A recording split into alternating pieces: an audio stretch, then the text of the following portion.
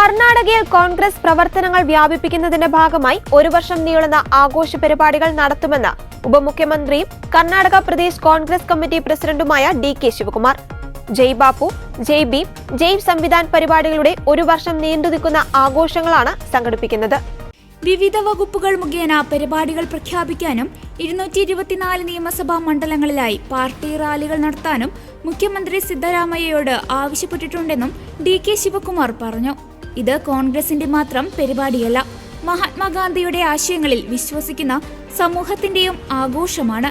ഇതിന്റെ ഭാഗമായി ഗാന്ധിയൻ ആശയങ്ങളിൽ സ്കൂളുകളിലും കോളേജുകളിലും സെമിനാറുകൾ സംഘടിപ്പിക്കുമെന്നും ശിവകുമാർ പറഞ്ഞു. കോൺഗ്രസ് പ്രവർത്തക സമിതി അധ്യക്ഷനായി ഗാന്ധി ചുമതലയേറ്റതിന്റെ ശതാബ്ദി ആഘോഷങ്ങളുടെ ഭാഗമായി ബെലഗാവിയിൽ മെഗാ റാലി സംഘടിപ്പിച്ചിരുന്നു.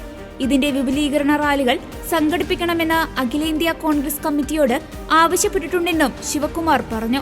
എത്ര പേർ ഈ റാലികളിൽ പങ്കെടുക്കുന്നു എന്നതിനേക്കാൾ ഗാന്ധിയൻ ആശയങ്ങൾ പ്രചരിപ്പിക്കുക എന്നതാണ് നമ്മുടെ ലക്ഷ്യമെന്നും അദ്ദേഹം വ്യക്തമാക്കി. കൂടാതെ അഖിലേന്ത്യാ കോൺഗ്രസ് കമ്മിറ്റി പ്രസിഡന്റ് മല്ലികാർജുൻ ഖാർഗെയുമായി നടത്തിയ കൂടിക്കാഴ്ച കുടുംബ ചർച്ചയായിരുന്നെന്നും അദ്ദേഹം കൂട്ടിച്ചേർത്തു. കോൺഗ്രസ് ഒരു കുടുംബമാണ്. കുടുംബത്തിലെ കാര്യങ്ങൾ പൊതു ഇടങ്ങളിൽ ചർച്ച ചെയ്യേണ്ട കാര്യമില്ലെന്നും ശിവകുമാർ പറഞ്ഞു.